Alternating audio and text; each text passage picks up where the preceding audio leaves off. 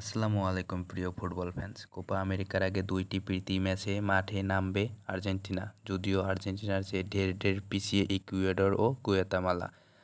Ecuador ও গুয়াতেমালার বিপক্ষে মাঠে নামবে বিশ্ব চ্যাম্পিয়ন আর্জেন্টিনা। এই দুই ম্যাচকে সামনে রেখে সদস্যের দল ঘোষণা করেছে আর্জেন্টিনা। এটাই কোপা আমেরিকার প্রাথমিক দল। এই স্কোয়াড থেকে 3 জনকে বাদ দিয়ে 26 জনকে নিয়ে হবে কোপা আমেরিকার দল। তবে সবচেয়ে বড় চমক হলো পাওলো দিবালাকে এই স্কোয়াডে না নেওয়া, তাকে দলে জায়গা না দেওয়া। পাওলো দিবালা সব সময় ইনজুরিতে থাকেন, তাই হয়তো দলে জায়গা পায় না, কিন্তু এবার পাওলো দিবালা পুরোপুরি ফিট ছিলেন।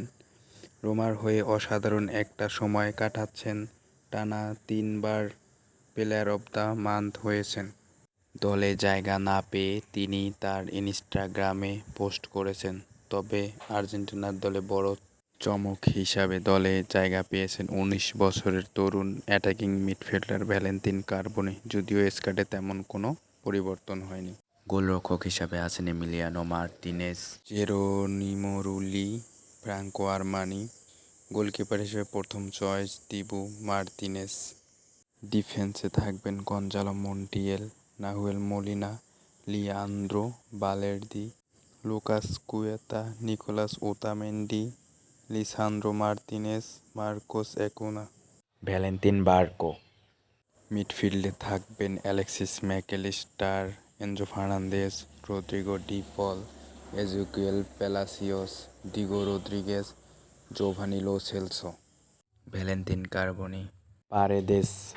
অ্যাটাকিং সাইডে আছেন Lionel Messi, Angel Di Maria, Angel Correa, Alejandro Garnacho, Lautaro Martinez, Julian Alvarez, Nicolas Gonzalez আপনার আমার পছন্দ না হলেও স্কলানির বেশ পছন্দের একজন খেলোয়াড়। তিনি ডিফেন্সকে গুরুত্ব দেয় বেশি। আপনাদের মতামত জানাবেন। আমার এই চ্যানেলটা লাইক এবং সাবস্ক্রাইব করতে ভুলবেন না। আশা করি সবাই ভালো থাকবেন। আল্লাহ হাফেজ।